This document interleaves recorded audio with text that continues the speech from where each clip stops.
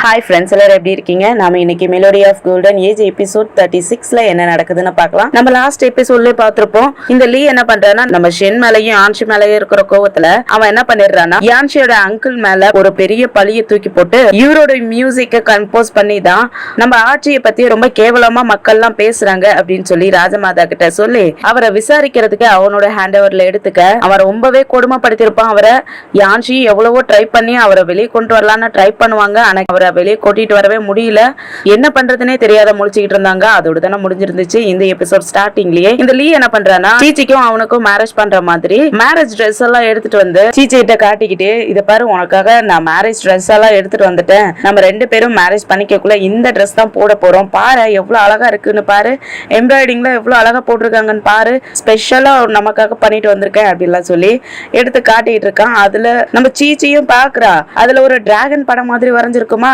அவளுக்கு பார்த்த உடனே கோவம் ஆகுது. நீ என்ன பைத்தியமாடா அப்படின்ட்டு கோவப்பட்டுட்டு, நான் ஒன்னும் மேரேஜ் பண்ணிக்க போறது இல்லன்னு சொல்ல, நீ கண்டிப்பா ஒரு நாள் என்னை நீ மேரேஜ் பண்ணிக்க வைப்பாரு, எனக்கு நம்பிக்கை இருக்கு, இந்த ட்ரெஸ் பாரு எவ்வளவு அழகா இருக்கு, நானே இதை டிசைன் எல்லாம் சொல்லி நானே இதை தைக்க சொல்லி இருந்தேன், எவ்வளவு அழகா இருக்குல்லன்னு அந்த துணியை பார்த்து காட்டிக்கிட்டே சொல்லிட்டு இருப்பானா. நம்ம சீச்சி அங்க இருந்து ஓடலான்னு பாக்க இவன் பிடிச்சிடறான். பிடிச்சு அப்படியே தூக்கிடுறான். சீச்சியும் செமையா கத்திட்டு என்ன விடுறா நான் கத்திக்கிட்டு இருக்க. அவன் தூக்கிட்டு வந்து பெட்ல உட்கார வச்சுட்டு, நீ ஜஸ்ட் என்னை லவ் மட்டும் பண்ணு, நீ இதுக்கு முன்னாடி ஜியாங் லங்ஷிய லவ் பண்ணிருக்கலாம், ஆனா அது முன்னாடி நீ அவனை லவ் பண்ணது, ஆனா இப்ப நீ என்னை லவ் பண்ணி கல்யாணம் பண்ணிக்கே, அது வரைக்கும் உன்னை இங்க இருந்து போக விட மாட்டேன்னு சொல்ல, ஆனா எனக்கு உன்னை பிடிக்கல போடான்னு சொல்ல, ஏன் அப்ப நீ இன்னமும் அந்த ஜியாங் லங்ஷியோ இல்ல யான்ஷியோ உன்னை வந்து காப்பாத்துவாங்க நீ நம்பிக்கிட்டு இருக்கியோ அப்படின்னு சொன்ன உடனே அந்த பொண்ணுக்கு பயமாயிடுது. அவங்களை நீ எதுவும் பண்ணக்கூடாதுங்க, அதுக்கு லீ இருந்துட்டு நான் எதுவும் பண்ண மாட்டேன், அவங்களே அவங்களுடைய மரணத்தை தேடிக்குவாங்க அப்படின்ட்டு சீச்சின்ட்டு அந்த பொண்ணோட முகத்துல கை வைக்கிற மாதிரி போனவன் டக்குன்னு அந்த பொண்ணை கட்டி பிடிச்சுக்கிட்டு, சீச்சி இந்த உலகத்துல யார் யாரோ அவங்களுக்காக இருக்காங்க, ஆனா எனக்குன்னு நீ மட்டும்தான் இருக்க, நீ ஒருத்தி மட்டும்தான் இருக்குன்னு சொல்லிட்டு கட்டி பிடிச்சிட்டு இருக்க. அந்த பொண்ணு பாக்குறா, புடிச்சு இடிச்சு தள்ளி விட்டுறா. அவனும் சிரிச்சுக்கிட்டு, என்ன நீ இப்ப என்னை அடிக்கவே இல்லையே அப்படின்ட்டு, சீச்சி நான் உண்மையாலுமே உன்னை ரொம்ப லவ் பண்ணிட்டு இருக்கேன், நான் இனிமேல் உன்னை ஃபோர்ஸ் பண்ண போறதே கிடையாது, நீயும் கண்டிப்பா என்னை லவ் பண்ணுவ, அது வரைக்கும் நான் உனக்காக வெயிட் பண்ணிட்டு இருப்பேன், நீயும் உண்மையாலுமே என்னை லவ் பண்ணுவ பாரு, அதுக்காக காத்திருக்குன்னு சொல்லிட்டு அவனும் அங்க இருந்து கிளம்பிட, சீச்சிக்கு என்ன பண்றதுன்னு ஒன்னும் தெரியல, எப்படி இங்க இருந்து தப்பிக்கிறதுன்னு ஒன்னும் புரியாத முழிச்சிட்டு உட்காந்துருக்க. அப்படியே நம்ம யான்ஷியோட அம்மாவை தான் காட்டுறாங்க. அவங்க இங்கே ஓடி வந்துகிட்டு இருக்காங்க. அங்க நிறைய கூட்டமா இருக்கு. அந்த இடத்துல நம்ம யான்ஷியே இருக்காங்க. அவங்களும் யாரையும் எதிர்பார்த்துக்கிட்டு இருக்கிற மாதிரி இருக்கு. யான்ஷி அம்மாவும் ஓடி வந்துட்டு இருக்க. யான்ஷி அப்ப நில்லுன்ட்டு பின்னாடியே ஓடி வந்துட்டு இருக்காரு. அவங்க ஃபேமிலியே ஓடி வந்துட்டு இருக்காங்க. யான்ஷியும் பாத்துடுறாங்களா. யான்ஷியும் பார்த்துட்டு, அம்மா நீங்க ரிலீஸ் ஆயிட்டீங்களான்னு கேட்க, ஆமா நான் ரிலீஸ் ஆயிட்டேன், உங்க அப்பா அரசவையில போயிட்டு பேசி இருக்காரு, எனக்கு யான் ஃபேமிலியில கல்யாணம் ஆயிடுச்சு, யான் ஃபேமிலியோட பொண்ணுங்கிறதால என்ன ரிலீஸ் பண்ணிட்டாங்கன்னு சொல்ல, யான்ஷியோட அப்பாவும் நான் பேசலாமா, ஜியாங் அமைச்சர் தான் எனக்கு ஒருத்தர் மூலியமா நியூஸ் அனுப்பி வச்சிருந்தாரு, ஷென் தான் போய் பேசி இருக்காரு, அவரு தான் ராஜமாதா கிட்ட பேசி உங்க அம்மாவை ரிலீஸ் பண்ண வச்சிருக்காரு அப்படின்னு சொல்ல, நம்ம யான்ஷியும் அவங்க அம்மாவை கட்டி பிடிச்சுக்கிறாங்க. அந்த சமயம் பார்த்து நம்ம யான்ஷியோட அங்கிள் இந்த லீ என்ன பண்றான்னா, தெருவுல கூட்டிட்டு வந்துட்டு இருக்கக்கூடிய செம்மையா போட்டு அடிச்சு கூட்டிட்டு வந்துட்டு இருக்கான். அவனுங்களோட ஆட்களும் ரொம்ப கொடூரமா அவரை போட்டு சாட்டையாலே அடிச்சுக்கிட்டு வந்துட்டு இருக்காங்க. அவரும் வழி தாங்க முடியாத, நான் எந்த தப்பும் பண்ணலன்னு சொல்லிட்டே வந்துட்டு இருக்க. இவரை இப்படி கூட்டிட்டு வர்றதாலதான் மக்கள்லாம் அங்க கூட்டமா இருக்குங்க பாத்துக்கிட்டு இருக்காங்க போல இருக்கு. யான்ஷி அம்மாவும் பார்த்துட்டு எங்க அண்ணன் அப்படின்ட்டு ஓடி வராங்க. யான்ஷியும் ஓடி வந்து பாக்க அவரை ரொம்பவே டார்ச்சர் பண்ணி கூட்டிட்டு வந்துட்டு இருக்காங்க. யான்ஷியும் பார்த்துட்டு, லீ உனக்கு அவரை இந்த மாதிரி கொடுமைப்படுத்துறதுக்கு யார் அதிகாரம் கொடுத்தா, அவரை விசாரிக்க தானே சொன்னாங்க, நீ இந்த மாதிரி கொடுமைப்படுத்துறியே அப்படின்னு சொல்லிட்டு திட்டிட்டு இருக்க. அப்ப யான்ஷியோட மாமாவும் பிடிச்சுக்கிட்டு இருந்தவங்களோட கையெல்லாம் உதறி விட்டுட்டு, லீ கீழே இறங்கி வா, நான் உங்ககிட்ட ஒரு சீக்கிரட்டை பத்தி சொல்லி ஆகணும், கீழே இறங்கி வா அப்படின்னு சொல்ல, இந்த லீயும் அவனுடைய ஆட்கள் எல்லாம் விலகி போக சொல்லிட்டு, நீ இவ்வளவு அடி வாங்கி சாக போற நிலைமையில என்கிட்ட கடைசியா ஏதோ சொல்லணும்னு நினைக்கிற, சரி என்ன சொல்லணுமோ சொல்லு அப்படின்னு சொல்லிட்டு பக்கத்துல வந்து நிக்க, யான்ஷி மாமாவும் இன்னைக்கு எங்க ஃபேமிலியும் நானும் இந்த மாதிரி கஷ்டப்படுறதுக்கு காரணம் நீதானே அப்படின்ட்டு அவனுடைய ட்ரெஸ் பிடிச்சு இழுக்க, அவன் நெஞ்சில இந்த ஃபயர்ஃபிளை செக்டருடைய முத்திரை ஒண்ணு குத்தி இருக்குது. அது அவர் பாத்துறாரு. மெயின் ஹெட் இவன் தானே. அத பார்த்து ஷாக் ஆக இவன் என்ன பண்றான்னா, டக்குன்னு அவரை பிடிச்சு தள்ளி விட்டுற. நம்ம யான்ஷியும் அவங்க அம்மாவும் பிடிச்சிக்கிறாங்க. இடையில ஷென்னோட ஆட்களும் வந்து லியோட ஆட்களை மறைச்சிக்க, அவரும் அந்த நிலைமையிலும் கூட யான்ஷி கிட்ட ஹிண்ட் கொடுக்கற மாதிரி அவனுடைய நெஞ்சு கிட்ட ஃபயர்ஃபிளை செக்டர் அப்படின்னு சொல்லிட்டு அவருடைய ட்ரெஸ்க்குள்ள இருந்து ஒரு துணி எடுத்து கொடுத்து, இது என்னுடைய ரத்தத்தால எழுதி இருக்கிறது, இத போயிட்டு ராஜமாதா கிட்ட குடு அப்படின்னு சொல்லிட்டு, நீங்க ரெண்டு பேரும் கேர்ஃபுல்லா இருந்துக்குங்கன்னு சொல்லிட்டு அப்படியே எழுந்திருச்சு நடந்து வந்து நம்ம ஷென்னுடைய அசிஸ்டன்டும் அங்க வாழை வச்சு நின்னுட்டு இருந்திருப்பானா, அவனோட வாழை புடுங்கி அப்படியே அவரே கழுத்து அறுத்துக்கிட்டு அதே இடத்துல இறந்து போயிடுறாரு. இத பாக்குற எல்லாருக்குமே ஷாக் ஆயிடுது. யான்ஷி அம்மா எல்லாம் அப்படியே மயக்கம் போட்டே அங்கேயே விழுந்துற, இந்த லீ திரும்பவும் அடங்காம அவனுடைய ஆட்களை தாக்க சொல்ல என்னுடைய ஆட்களும் மறைச்சு நின்னுக்கிறாங்க. யான்சியும் அந்த துணியை கையில வச்சுக்கிட்டு இத இறந்து போனவரை ராஜமாதா கிட்ட குடுக்க சொல்லி கொடுத்திருக்காரு. இது மக்கள் முன்னாடி குடுக்க சொல்லி இருக்காரு. இத நீ தடுக்கணும்னு நினைச்சீனா உனக்குதான் பெரிய தண்டனை கிடைக்கும் அப்படின்னு சொல்லி மிரட்டவும் அவனும் கொஞ்சம் பயந்துடுறான். இந்த விஷயத்த ராஜமாதாவுக்கு ஷென்னும் வந்து சொல்ல அப்படியே அவங்க செம்மையா பயந்து போயிடுறாங்க. என்ன சொல்றீங்க, ஜின் இறந்து போயிட்டாரா, எப்படி இது நடந்துச்சு, அவருக்கு என்ன ஆச்சுன்னு சொல்லிட்டு ரொம்ப ஷாக் ஆகி பயந்து போயிட்டு கேட்டுட்டு இருக்க. ஷென்னும் அவர் கொடுத்த லெட்டரை கையில வச்சுக்கிட்டு ராஜமாதா அவர் எந்த தப்புமே பண்ண கிடையாது, ஷின் இளவரசனுக்கும் அவருக்கும் கூட எந்த சம்பந்தமுமே கிடையாது, இந்த லெட்டர் அவருடைய ரத்தத்தால எழுதியிருக்காரு, நீங்க இதை வாங்கி படிச்சு பாத்தீங்கன்னா உண்மை என்னங்கிறது தெரியும்னு சொல்லி கொடுக்க அசிஸ்டன்ட் பொண்ணும் அதை வாங்கிட்டு வந்து ராஜமாதா கிட்ட குடுக்கற மாதிரி போகிறா. ஆனா அவளுக்கு மனசு வர மாட்டேங்குது. ஆனாலும் ராஜமாதா என்கிட்ட குடுன்னு சொல்லி புடுங்கி பிரிச்சு பார்க்க அதை படிச்சு பார்க்கக்குள்ளேயே நம்ம ராஜமாதாவுக்கு அப்படியே உடம்பெல்லாம் நடுங்கி போயிடுது. செம்ம ஷாக் ஆயிட்டு அந்த லீய முறைச்சு பார்க்க அவனும் கொஞ்சம் பயந்து போயிடுறான். ராஜமாதாவும் செம்ம டென்ஷன்ல கீழே இறங்கி வந்துட்டு நான் உனக்கு என்னடா சொன்னேன், என்ன சொன்ன, ஜின் ஃபேமிலிக்கு எதுவும் ஆக கூடாதுன்னு சொல்லி இருந்தானா இல்லையா, நீ என்ன பண்ணி வச்சிருக்கன்னு சொல்லிட்டு அவங்க செம்ம டென்ஷன்ல கத்திட்டு இருக்க. லீயும் பயந்து போயிட்டு அப்படியே மண்டி போட்டு ராஜமாதா இதுக்கு காரணம் நான் கிடையாது, அவராதான் இறந்து போயிட்டாரு, அத மக்கள் எல்லாம் பார்த்தாங்க, அவரு இறந்து போனதுக்கு எனக்கும் எந்த சம்பந்தமுமே கிடையாது, இவங்க எல்லாம் சேர்ந்து அவருடைய சாவை என் பேர்ல சொல்லி நான் கொலை பண்ணதா சொல்லி ஃப்ரேம் பண்றாங்க அப்படின்னு சொல்லிட்டு இருக்க. எனக்கு தெரிஞ்சு இந்த கேஸ் ரொம்ப நார்மலான கேஸ் தான், இது நாம நார்மலாவே விசாரிச்சிருக்கலாம். இந்த லீ கேஸ் விசாரிக்கிறேன்னு சொல்லி அவரை ரொம்பவே டார்ச்சர் பண்ணி மோசமா ட்ரீட் பண்ணி இருக்கான். அதனாலதான் அவரு ரத்தத்தால தான் ஒரு நிரபராதின்னு சொல்லி எழுதி வச்சுட்டு இறந்து போயிருக்காரு. இதுக்கு மேல ராஜமாதா நீங்க தான் முடிவெடுக்கணும், இந்த கேஸ விசாரிக்கிறதுக்கு லீ பொருத்தமான ஆளாங்கிறது நீங்க தான் முடிவெடுக்கணும்னு சொல்ல இந்த லீயும் ராஜமாதா இவன் சொல்றத நீங்க நம்பாதீங்கன்னு சொல்லிட்டு இருக்க. ராஜமாதாவும் வாய மூடுறான்னு சத்தம் போட்டுட்டு நான் உங்ககிட்ட பவர் கொடுத்தங்கிறதுக்காக நீ என்னை அவ்வளவு ஈஸியா எடுத்துக்கிட்ட, தளபதி சிங் இந்த கேஸ இனிமேல் நீதான் எடுத்து நடத்தணும் அப்படின்னு ராஜமாதா நம்ம ஷென் கையில அந்த கேஸ கொடுத்துற. ஷென்னும் நன்றி சொல்லிக்கிட்டு இருக்கான். அதுக்கப்புறம் அடுத்த நாளே ஷென் கேஸ்ல என்னென்ன விஷயம் எல்லாம் நடக்குதுங்கிறதெல்லாம் ஒவ்வொரு விஷயமா ராஜமாதா கிட்ட வந்து ஒவ்வொரு நாளும் சொல்லிக்கிட்டு இருக்க. அப்ப ராஜமாதாவும் ஷென் உனக்கு தெரியுமா நான் இன்னைக்கு என்ன பண்ணிக்கிட்டு இருந்தேன் தெரியுமா, இன்னைக்கு ஃபுல்லாவே ஜின்னுடைய மியூசிக் நோட்ஸ் தான் பாத்துக்கிட்டு இருந்தேன், அவன் எவ்வளவு எழுதி வச்சிருக்கான்னு தெரியுமா, அதெல்லாம் படிக்க படிக்க எனக்கு அப்படியே பழைய காலத்துக்கு போன மாதிரி இருக்கு அப்படின்ட்டு இவங்க எல்லாம் சின்ன வயசா இருக்கக்குள்ளேயே காட்டிட்டு இருக்காங்க. அப்ப நம்ம ஜின் மெஜிஷியனும் சைட்ல மியூசிக் வாசிச்சுக்கிட்டு இருக்க, நம்ம ராஜமாதாவும் அவங்க ஹஸ்பண்டும் கேம் விளையாண்டுட்டு இருக்காங்க. அப்ப நம்ம ராஜமாதா சாதாரண ஒரு பொண்ணாதான் ராஜாவா கல்யாணம் பண்ணி இருந்திருக்காங்க. அவங்க ரெண்டு பேரும் விளையாண்டுகிட்டு இருந்த கேமும் கூட ரொம்ப ஹார்டாவே போய்கிட்டு இருக்க. இது பார்க்க ரொம்ப ஹார்டா இருக்கேன்னு சொல்ல நீ இந்த மூவை கிளியர் பண்ணி எனக்கு பிளாக் பண்ணிட்டேனா நீ கேக்குறத நான் செய்யறேன்னு ராஜா சொல்ல, நான் உங்களை ஜெயிச்சுட்டேன்னா நீங்க என்ன பட்டத்து இளவரசி ஆக்கணும் கேட்க ராஜாவும் ஓகேன்னு சொல்லிட்டு ரெண்டு பேருமே கேம் விளையாண்டுட்டு இருக்க. நம்ம ராஜமாதா தான் ஜெயிச்சிடுறாங்க. அதனால நீங்க ஞாபகம் வச்சுக்கீங்க, நீங்க என்னைய பட்டத்து இளவரசி ஆக்குறேன்னு சொல்லி இருக்கீங்க, கண்டிப்பா நீங்க செய்யணும்னு சொல்ல ராஜாவும் சரின்ட்டு ஒத்துக்கிறாரு. அப்ப பட்டத்து இளவரசியும் துள்ளி குதிச்சு ஓடி வந்துட்டு அப்படியே ராஜாவை திரும்பி பார்க்க அவங்க அழகுல அப்படியே மயங்கி போய் நின்னுட்டு இருக்காரு. அடுத்ததா அவங்க கேட்ட மாதிரியே ராஜா பதவி ஏற்கும் போது நம்ம ராஜமாதாவை தான் அரசியவும் ஆக்கியிருக்காரு. அந்த சமயத்திலயும் நம்ம யான்சியோட அங்கிள் தான் மியூசிக் வாசிச்சுக்கிட்டு இருக்க. இவங்க ரெண்டு பேரும் ஒன்னா ராஜா ராணியா பதவி ஏத்துக்கிட்டு இருக்கிறத அவர் பார்க்கக்குள்ள அவருக்கு மனசு கொஞ்சம் கஷ்டமா இருக்கும் போல இருக்குது. ஆக்சுவலா சின்ன வயசுல இருந்தே இவரும் நம்ம ராஜமாதாவை லவ் பண்ணிட்டு இருந்திருப்பாருன்னு நினைக்கிறேன். அவங்க பார்வையில அப்படிதான் தெரியுது. அப்படி ஒரு ஏக்கத்தோட பாத்துக்கிட்டு இருக்க. அதுக்கப்புறம் யான்சியோட மாமா கல்யாணமும் பண்ணிக்காம அப்படியே ராஜமாதா கூடயே எல்லா நாளுமே அவங்க கேக்குறப்பெல்லாம் மியூசிக் வாசிச்சுக்கிட்டு அவங்களுக்காகவே அவங்க கூடயே இருந்திருக்காரு. அதெல்லாம் ஷென் கிட்ட சொல்லிக்கிட்டு ராஜமாதா இப்ப யான்சியோட மாமா எப்பயுமே உட்காந்து மியூசிக் வாசிச்சுக்கிட்டு இருப்பாரு இல்லையா, அந்த இடத்த பாத்துக்கிட்டு அவர் அப்பையில இருந்து இப்ப வரைக்குமே ரொம்ப அமைதியா மியூசிக் வாசிச்சுக்கிட்டு ரொம்ப சாந்தமா உட்கார்ந்து இருப்பாரு. எந்த பிரச்சனை வந்துச்சுனாலும் எதுக்குமே சலிச்சிக்க மாட்டாரு. நான் எப்பெல்லாம் மியூசிக் வாசிக்க சொல்றேனோ அப்பெல்லாம் என்கிட்ட ஒரு வார்த்தை கூட பேசாம அவர் பாட்டுக்கு மியூசிக் வாசிச்சுக்கிட்டே இருப்பாரு. ரொம்ப அமைதியா இருந்துட்டு இருப்பாரு. அப்படியே நல்ல மனுஷனை நான் தான் தேவையில்லாத ஒரு சந்தேகப்பட்டுட்டேன். அவர் இவ்வளவு நாளா எனக்கு ஒரு கார்டியன் மாதிரி தான் என் கூட இருந்தாரு. நான் தான் அவருக்கு கஷ்டத்தை கொடுத்துட்டேன். என்னாலதான் அவர் செத்து போயிட்டாரு. இல்லன்னா அழகா அவர் பாட்டுக்கு அமைதியா உட்காந்து மெலோடியை வாசிச்சுக்கிட்டே இருப்பாரு. ஜெயின் இனிமேல் வாசிக்க மாட்டேன்ல, இதெல்லாம் என்னுடைய தப்பு தானே, நான் தான் தப்பு பண்ணிட்டேன் அப்படின்ட்டு அன்னைக்கே ஒரு ஜோசியக்காரன் சொன்னான். அது இன்னைக்கு சரியாயிடுச்சு பாரு. அன்னைக்கே அவன் சொன்னான், உன்னை நேசிக்கிறவங்க உன்னை சுத்தி உனக்கு உன் கூட பாசமா இருக்கிறவங்க கூட ஒரு நாளைக்கு உன் கூட இருக்க மாட்டாங்க, அன்னைக்கு நீ தனியா தான் இருப்ப அப்படின்ட்டு அன்னைக்கே அவன் சொன்னான். அவன் மேல அன்னைக்கே நான் கோவப்பட்டேன். ஆனா அன்னைக்கு அவன் சொன்னது தானே உண்மையா இருக்கு. இன்னைக்கு என் கூட ஒருத்த கூட இல்ல, எனக்கும் என்னுடைய முடிவு நிறைவேங்கிக்கிட்டு தான் இருக்கு, நானும் என்னுடைய முடிவை நோக்கி போய்கிட்டு தான் இருக்கேன் அப்படின்ட்டு தளபதி ஷென் உனக்கும் என்கிட்ட ஒரு கேள்வி இருக்குல்ல, அந்த கேள்விக்கு நான் இன்னைக்கு ஒரு பதில சொல்றேன் அப்படின்னு சொல்றாங்க. ஷென்னும் ஆர்வத்தோட பாத்துட்டு இருக்கான். அப்படியே நம்ம யான்சியை தான் காட்டுறாங்க. யான்சியை அவங்க மாமா இறந்து போயிட்டாரு இல்லையா, ரொம்ப சோகமா உட்கார்ந்து இருக்காங்க.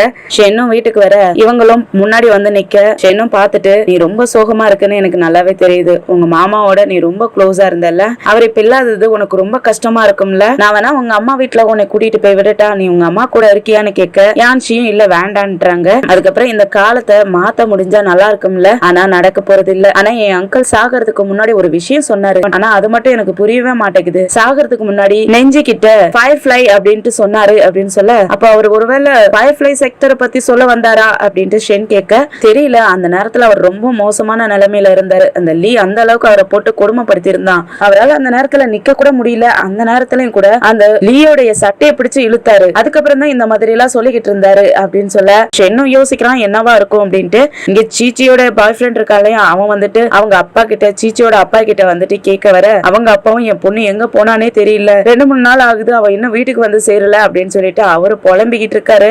இந்த விஷயத்த இந்த லீயோடைய சிஸ்டர் இருக்கா இல்லையா, அவ மறைஞ்சிருந்து பாக்குறா. சீச்சியோட அப்பாவும் லவரும் பேசிக்கிட்டு இருக்கிறத பார்த்த உடனே அவ ஒரு கத்தி விட்டு விசிற அது அந்த டோர்லயே குத்திட்டு நிக்குது. சீச்சியோட லவரும் அந்த கத்தி எடுத்து பார்த்தா அதுல ஒரு மெசேஜ் இருக்கு. அந்த மெசேஜ்ல லீயோட வீடுன்னு எழுதியிருக்கும் போல இருக்குது. அதை பார்த்த உடனே எனக்கு சீச்சி எங்க இருக்கான்னு தெரிஞ்சிச்சு, நான் எப்படியாவது கூட்டிட்டு வரேன்னு சொல்லிட்டு இருக்கான். அதுக்கப்புறம் லீயோட வீட்டுக்கும் வந்து சேர்றான். யாருக்கும் தெரியாததான் குதிக்கிறான். ஆனா அங்கதான் அவன் ஆட்களை நிறைய போட்டு வச்சிருக்கானே.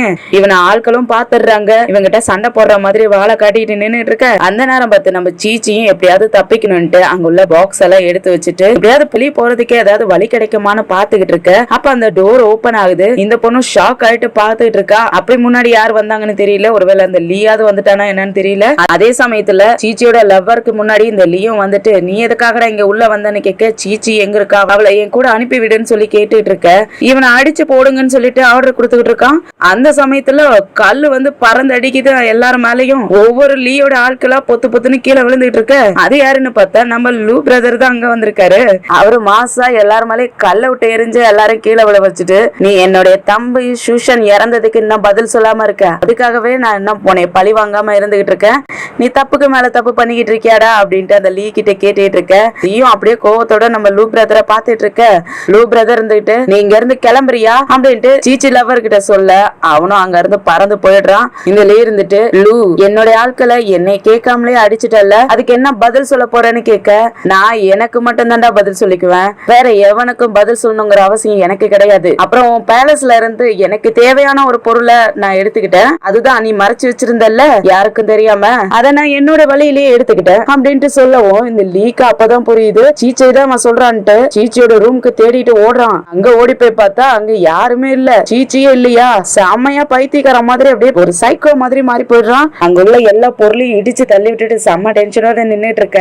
அங்க லீயோட தங்கச்சி வந்துட்டு ஒரு சின்ன பொண்ணு, அவளுக்காக நீ இந்த மாதிரி மாறி போயிட்டியா, அவளுக்காக நீ எதுக்கு கவலைப்படுறன்னு கேட்க, உனக்கு என்ன தெரியும், இந்த உலகத்துல நான் தனியா தான் இவ்வளவு நாளா இருந்தேன், அவ ஒருத்தி மட்டும் தான் என்ன புரிஞ்சுக்கிட்டா, அவ மட்டும் தான் என்னை கேர் பண்ணிக்கிட்டா அப்படின்ட்டு சொல்லிட்டு செம்மையா அழுதுகிட்டு இருக்கான். இவளுக்கும் ஒரு மாதிரி கோவம் ஆகுது. அவன் பக்கத்துல வந்துட்டு நான் உன்னுடைய ஃபேமிலி தானே, நான் உன்னுடைய தங்கச்சி அப்படின்ட்டு அவனை தொட வர அவன் தள்ளி விட்டுட்டு நான் யாரையும் மன்னிக்க மாட்டேன், அவளை வெளியே விட்டது யாரையுமே நான் சும்மா விட மாட்டேன்னு சொல்லிட்டு ஒரு மாதிரி சைக்கோ மாதிரியே நடந்துக்கிறான். இந்த லீ அங்க இருந்து போனதுக்கு அப்புறம் இந்த பொண்ணு சிரிச்சுட்டு நின்னுட்டு இருக்கா. அப்ப இவதான் வெளியே விட்டு இருந்திருப்பா போல இருக்குது. அதை எப்படி வெளியே விட்டு இருந்திருப்பான்னா அதையும் நினைச்சு பாக்குறா. இவதான் டோர் ஓபன் பண்ணது. பின்னாடியே நம்ம லூ பிரதரும் வந்திருப்பாரு. லூ பிரதர் கிட்ட இவளை அனுப்பி வச்சுட்டு இப்ப ஒண்ணும் தெரியாத மாதிரி ஆக்டிங் பண்ணிட்டு இருந்திருப்பா போல இருக்கு. லூ பிரதரும் சீச்சியும் ஒரு இடத்துல உட்கார வச்சுட்டு தான் வந்திருந்திருப்பாரு போல இருக்கு. அவ பயந்துகிட்டே அங்க உட்கார்ந்துட்டு இருக்க. நம்ம லூ பிரதரும் ஜியாங்கா அங்க வர, இந்த பொண்ணு பயந்து போய் உட்கார்ந்து இருந்தா இல்லையா, இவங்களை பார்த்த உடனே அங்க இருந்து எழுந்திருச்சு போக பாக்க ஜியாங் ஓடி போயிட்டு கட்டி பிடிச்சுக்கிறான். அவளும் அவனை தள்ளி விட, அவனும் பார்த்துட்டு உனக்கு எதோ அடிபட்டுருச்சான்ட்டு உடம்பெல்லாம் சுத்தி சுத்தி பாத்துக்கிட்டு இருக்கான். அவ கோவத்துல இடிச்சு தள்ளி விட்டுட்டு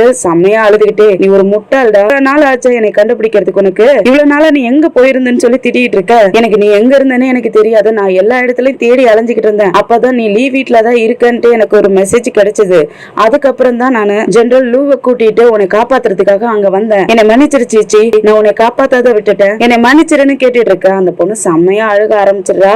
வாய் விட்டு அழுதுகிட்டு இருக்க.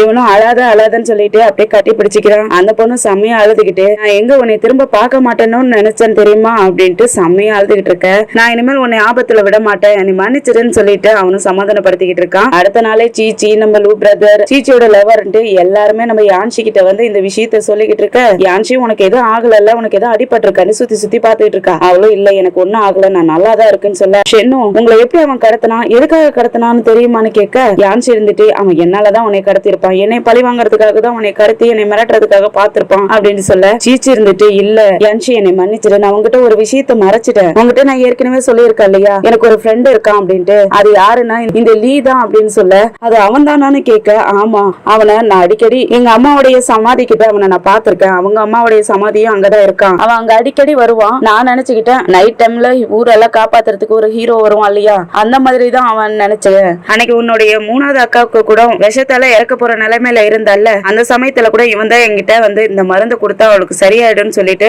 அந்த மருந்துடைய பிரிஸ்கிரிப்ஷனும் கொடுத்துட்டு அதை பத்தி என்கிட்ட சொல்லிட்டு போனதும் அவன் தான். அதனாலதான் நான் அவன் ரொம்ப நல்லவன் நினைச்சுக்கிட்டேன். அதனாலதான் அவன் சொன்ன மாதிரி நான் உங்ககிட்ட யாருக்கிட்டயுமே சொல்லாத இருந்தேன் அப்படின்னு சொல்ல சீச்சி இதை முதல்ல நீ என்கிட்ட சொல்லியிருக்க வேண்டியது என்ன, நீ ஏன் இந்த மாதிரி பண்ணன்ட்டு நம்ம யான்சி கேட்டுட்டு இருக்க. நீ யாரை பார்த்தாலும் நல்லவங்கன்னு நினைச்சுக்கிற, அதனாலதான் உனக்கு இவ்வளவு பிரச்சனை எல்லாம் வந்துச்சு. என்கிட்ட நீ ஒரு வார்த்தை சொல்லி இருந்திருக்கலாம்லன்னு கேட்டுட்டு இருக்க. நம்ம லூ பிரதர் இருந்துட்டு சீச்சி நீ கொஞ்சம் லேட் பண்ணி இருந்தாலும் கூட அவன் உன்னை மேரேஜ் பண்ணிருப்பான், எங்களால காப்பாத்தி இருக்கவே முடியாது தெரியுமா அப்படின்ட்டு சொல்ல அவளும் அப்படியே அழுதுகிட்டு பாத்துட்டு இருக்கா. அப்ப யான்சி இருந்துகிட்டு சீச்சி உங்க அம்மாவுடைய இடத்துல ஒரு பெரிய அளவுடைய சமாதி இருக்குது, அங்க எப்படி அவன் வந்தான் அப்படின்ட்டு யான்சி கேக்குறதுக்கு அங்க அவங்க அம்மாவுடைய சமாதி பக்கத்துலதான் இருக்குதான், அது அங்க தனியா தான் ஒண்ணு இருக்குது. ஒரு டைம் நான் போய் பாத்திருக்கேன், அதோட நேம் கூட பீலூன்னு இருந்துச்சு அப்படின்னு சொல்ல என்னது பீலூவா என்னவா இருக்கும்ட்டு எல்லாரும் யோசிக்கிறாங்க. லூ பிரதர் இருந்துட்டு அவன் உன்னுகிட்ட வேணும்னே ஏதாவது ஒண்ணு ஏமாத்தணுங்கிறதுக்காக அந்த மாதிரி பண்ணிருப்பாங்க. ஷென் இருந்துட்டு இல்ல இல்ல அவன் வேணும்னே பண்ண கிடையாது, அவன் ஏதோ ஒரு காரணத்துக்காக தான் இந்த மாதிரி பண்ணிருக்கான், எனக்கு கொஞ்சம் பயமா தான் இருக்கு. யான்சி அவன் எனக்கு கடத்திட்டு போயிருந்தான் இல்லையா அந்த ரூம்ல ஒரு துணி எடுத்துட்டு வந்து காட்டிட்டு இருந்தான், அந்த துணி போட்டுதான் எங்களுக்கு மேரேஜ் பண்ணிக்க போறேன்னு சொல்லிட்டு இருந்தான். அந்த துணி எப்படி இருந்துச்சு தெரியுமா, அது ஒரு அரசன் முடிசூட்டிக்கிற துணி. நான் அதை முதல்ல பாக்கக்குள்ள சாதாரணமா தான் எடுத்துக்கிட்டேன், அதுக்கப்புறம் அதை க்ளோஸா வாட்ச் பண்ணக்குள்ளதான் தெரிஞ்சிச்சு அதெல்லாம் ராஜாக்கள் போடுற மாதிரியான துணி. அதுல என்ன படம் வரைஞ்சிருந்துச்சு தெரியுமா, டிராகன். அந்த டிராகன் தன் குடும்பத்தோட இருந்துச்சு, அந்த டிராகன் 9 மகன்களை பெற்று எடுக்கிற மாதிரி இருந்துச்சு அப்படின்னு சொல்ல என்ன சொல்றேன்ட்டு யான்சி கேட்டுட்டு இருக்க. நம்ம ஷென் இருந்துட்டு இதுக்கு அர்த்தம் என்னங்கிறது எனக்கு புரியுது அப்படின்னு சொல்லிட்டு இருக்கக்குள்ளேயே லூ பிரதர் அங்க இருந்து கிளம்புறதுக்கு பார்க்க ஷென்னும் சரி நான் அவரை அனுப்பி வச்சிடுறேன்னு சொல்லிட்டு ஷென்னும் வெளியே வரான். அப்ப லூ பிரதர் வேகமா போய்கிட்டு இருக்க, அவரை கையை பிடிச்சு இழுத்துட்டு போயிட்டு நீ அங்க போகாதன்னு சொல்றதுக்கு நான் எப்படி போகாத இருக்க முடியும், ஷூஷனா அவன் எப்படி கொடுமைப்படுத்தி கொன்னா அவனை நான் சும்மா விட மாட்டேன், அவனை நான் பழி வாங்காத விட மாட்டேன்னு சொல்லிட்டு இருக்க. நீ இப்ப போகாத, நான் சொல்ற டைமுக்கு நீ போனீன்னா நீ போ, இப்ப நீ போனீன்னா அது உனக்கு தான் ஆபத்து. நம்ம எல்லாத்தையும் செட் பண்ணிட்டு அவனை டிராப்ல சிக்க வச்சு அவனை பிடிச்சாதான் கரெக்டா இருக்குன்னு சொல்ல லூ பிரதரும் சரின்னு சொல்லிட்டு இந்த சண்டையில எனக்கு ஏதாவது ஆயிடுச்சுன்னா யாங்க நீ தான் பாத்துக்கணும்னு சொல்லிட்டு லூ பிரதரும் அவருடைய ஒயினை எடுத்து கொடுத்து நீ சத்தியம் பண்ணி சொல்லுன்னு சொல்ல ஷென்னும் அந்த ஒயினை குடிச்சிட்டு கண்டிப்பா நான் பாத்துக்குவேன், ஆனா அதே போல நீயும் பண்ணணும்னு சொல்லி யான்சியை நீ பாத்துக்கணும்னு சொல்ல லூ பிரதரும் அந்த ஒயினை குடிச்சிட்டு நான் கண்டிப்பா செய்வேன்னு சொல்லி சத்தியம் பண்ணிக்கிறாங்க 2 பேரும். அதுக்கப்புறம் ராஜமாதாவை தான் காட்டுறாங்க. அவங்களுக்கு நிறைய ஃபைல்ஸ் வந்துகிட்டே இருக்கு, ஒவ்வொன்னா பார்க்க ஆரம்பிக்கிறாங்க. ஆனா அவங்களால பார்க்கவே முடியல. இந்த யான்சியோட மாமா இறந்ததுக்கு அப்புறம் அவங்க ரொம்பவே உடம்பு அளவுலயும் மனசு அளவுலயும் ரொம்பவே கஷ்டப்பட்டுட்டு இருக்காங்க. அதனால எந்த ஒரு அரசியல் விஷயத்தையும் பார்க்காம அவருடைய இடத்தையே பார்த்துக்கிட்டு இருக்க அப்படியே மயக்கம் போடுற மாதிரி போயிடுறாங்க. அசிஸ்டன்ட் பொண்ணு தான் பிடிச்சு கூட்டிட்டு போயிட்டு படுக்க வைக்கிறாங்க. அப்படியே அரசவை தான் காட்டுறாங்க. அந்த இடத்துல பார்த்தா குட்டி பையன் ராஜா இருக்காரு இல்லையா, அவரு பால வச்சுக்கிட்டு விளையாண்டுட்டு இருக்காரு. அங்க எல்லா அமைச்சர்களும் வந்து நின்னுட்டு இருக்க, அங்க யாருமே இல்லையா. அப்ப நம்ம அசிஸ்டன்ட் பொண்ணு வந்துட்டு இந்த மாதிரி ராஜமாதாவுக்கு உடம்பு சரியில்லாத இருக்காங்க, அதனால அவங்க உடம்பு சரியாகிற வரைக்கும் லீ அமைச்சர் எல்லாத்தையும் பாத்துக்குவாருன்னு சொல்ல எல்லாரும் மண்டி போட்டு ஏத்துக்கிறாங்க. இந்த இடத்துல நம்ம இங்க இளவரசியும் தான் இருக்கா, அவளும் மண்டி போட்டு ஏத்துக்க அசிஸ்டன்ட் பொண்ணு அங்க இருந்து போனதுக்கு அப்புறம் லீயும் மேல போய் ஏறி நின்னுகிட்டு அவன் எல்லாத்துக்கும் ஆர்டர் கொடுத்துக்கிட்டு இருக்கான். உங்களுக்கு தேவையான சம்பளம் எல்லாம் வந்து சேரும், உங்களுக்கு பிரைஸ் எல்லாம் கிடைக்க போகுது, ஒவ்வொருத்தருக்கும் கிடைக்கும், நீங்க போய் வாங்கிக்கிங்கன்னுட்டு அவனுடைய தோரணையும் கொஞ்சம் வேற மாதிரி மாறிடுது. அவன் தான் இந்த நாட்டுக்கே அரச மாதிரி பேசிக்கிட்டு இருக்கான். இதெல்லாம் பாக்குற அமைச்சர்கள் எல்லாம் இவரு என்ன ராஜா மாதிரி இப்படி பேசிக்கிட்டு இருக்காரு, ராஜமாதாவுக்கு உடம்பு சரியில்லைங்கிறதுக்காக பேச வச்சா ரொம்ப தான் நம்ம கிட்ட பேசிட்டு இருக்காப்ல அப்படின்ட்டு ஒவ்வொருத்தரா பேச ஆரம்பிக்குவோம். நீங்க இந்த மாதிரி பேசுறது ராஜமாதாவை எதிர்க்கிற மாதிரி இருக்குது, அப்ப ராஜமாதாவை நீங்க எல்லாருமே எதிர்க்கிறீங்களா அப்படின்ட்டு எல்லாத்தையும் மிரட்டுற மாதிரி பேச ஜியாங் அமைச்சரும் நம்ம இங்க இளவரசியும் பாக்குறாங்க. 2 பேருக்குமே என்ன சொல்றதுன்னே தெரியாத அமைதியா நின்னு பாத்துக்கிட்டு இருக்க. இந்த லீ என்ன பண்றான்னா அடுத்ததா எல்லா அமைச்சர்களையும் கூப்பிட்டு ஏதோ பணப்பெட்டி மாதிரி பெரிய பெரிய பெட்டியை கொடுத்துக்கிட்டு இருக்கான். அந்த அமைச்சர்களும் பல்ல எழிச்சுக்கிட்டு வாங்கிக்கிட்டு இருக்காங்க. எங்க இளவரசி இதெல்லாம் பாத்துக்கிட்டு இருந்தா இல்லையா, அவ என்ன பண்றான்னா நம்ம ரன் இளவரசி கோயில்ல சாமியாராட்டம் இருக்காங்க இல்லையா, அவங்கள பாக்குறதுக்காக வேக வேகமா ஓடி போக அவங்க சாமி கும்பிட்டு இருக்காங்க வழக்கம் போல. இந்த இளவரசியும் போயிட்டு ஆன்ட்டி அங்க என்ன நடந்துகிட்டு இருக்குன்னு தெரியுமா, அம்மாவுக்கு உடம்பு சரியில்லை, இந்த லீ கிட்ட எல்லா பொறுப்பையும் கொடுத்துட்டாங்க, அவன் என்னமோ அரசன் மாதிரி எல்லாத்துக்கும் கட்டளை போட்டுக்கிட்டு இருக்கான், எனக்கு கூட இப்ப பயமா இருக்கு, என்ன நடக்க போகுதோ தெரியல, நீங்க வாங்க, நீங்க வந்தீங்கன்னா தான் எல்லாமே சரியாகும் அப்படின்ட்டு அந்த பொண்ணு பதட்டத்தோட கேட்டுட்டு இருக்க. ஆனா அந்த இளவரசி கண்டுக்கிற மாதிரியே இல்ல. அவங்க அமைதியாவே புத்தருக்கு அகர்பத்தி எல்லாம் ஏத்தி கும்பிட்டுக்கிட்டு இருக்காங்க. அதுக்கப்புறம் ஒரு அகர்பத்தி எடுத்து அந்த யங் இளவரசி கையிலையும் கொடுத்துட்டு நீயும் கடவுளை வேண்டிக்கின்னு சொல்லிட்டு செய்க காட்ட அவங்களும் வேற வழி இல்லாம அகர்பத்தி ஏத்தி வச்சுட்டு கடவுளை வணங்கிக்கிட்டு இருக்காங்க. யங் இளவரசியும் சாமியெல்லாம் கும்பிட்டுட்டு அந்த ஆன்டி கிட்ட பேச ஆரம்பிக்கிறாங்க. அங்க பெரிய பிரச்சனையா நடந்துகிட்டு இருக்கு, எனக்கு பயமா இருக்கு, நீங்க வந்தீங்கன்னா நல்லா இருக்கும் அப்படின்னு சொல்லி கேட்கறதுக்கு அவங்க இல்ல என்னால அங்க வர முடியாது, என்னுடைய மனசு இங்கதான் இருக்கணும்னு சொல்லுது, அந்த அரசாங்கத்தை நீங்க தான் இனிமேல் பாத்துக்கணும், எனக்கு அதுக்கு சம்பந்தமே இல்லைங்கிற மாதிரி அவங்க சொல்லிக்கிட்டு இருக்க எனக்கு ரொம்ப குழப்பமா இருக்குது, என்ன நடக்க போகுதோ தெரியல, என்னுடைய மனசு ஏதோ படபடன்னு அடிச்சுக்குது ஆன்டி, என்ன நடக்க போகுதோ தெரியலன்னு சொல்ல அந்த ஆன்டியும் அப்படியே அமைதியாவே நின்னுட்டு பாத்துக்கிட்டு இருக்காங்க. ஆன்டி ஏன் அப்படி பண்ணிக்கிட்டு இருக்கீங்க, அங்க பெரிய பிரச்சனையே போய்கிட்டு இருக்கு, அரசாங்கமே வேற ஒருத்தருடைய கையில போக போகுது அப்படிங்க, நீ ஒரு இளவரசி மட்டும்தான், நீ என்ன பண்ண முடியும், நானும் உன்ன மாதிரி ஒரு இளவரசி மட்டும்தான், நான் இப்போதைக்கு இங்க சாமியாரா இருந்துகிட்டு இருக்கேன், அங்க வந்தாலும் ஜஸ்ட் ஒரு இளவரசி மட்டும்தான், என்னாலையும் ஒண்ணும் பண்ண முடியாது, இது ஜஸ்ட் ஒரு ஆரம்பம் மட்டும்தான் அப்படின்ட்டு சொல்ல எங்க இளவரசியும் என்ன பண்றதுனே தெரியாத எரிஞ்சுக்கிட்டு இருக்கிற அந்த அகர்பத்தியை பார்த்துக்கிட்டு இருக்காங்க. அதோட தான் இந்த எபிசோடு முடியுது. அடுத்த எபிசோட்ல என்ன ட்விஸ்ட் காத்திருக்குன்னு வெயிட் பண்ணி பார்க்கலாம். இந்த வீடியோ பிடிச்சிருந்துச்சுன்னா லைக் பண்ணுங்க, உங்க ஃப்ரெண்ட்ஸ் அண்ட் ஃபேமிலிக்கு ஷேர் பண்ணுங்க, அப்படியே நம்ம சேனலை சப்ஸ்கிரைப் பண்ணி பெல் ஐக்கனை கிளிக் பண்ணி வச்சுக்கோங்க. அடுத்தடுத்த எபிசோட் நோட்டிபிகேஷனுக்காக அடுத்த எபிசோட சந்திக்கிற வரைக்கும் பாய் அண்ட் தேங்க்யூ.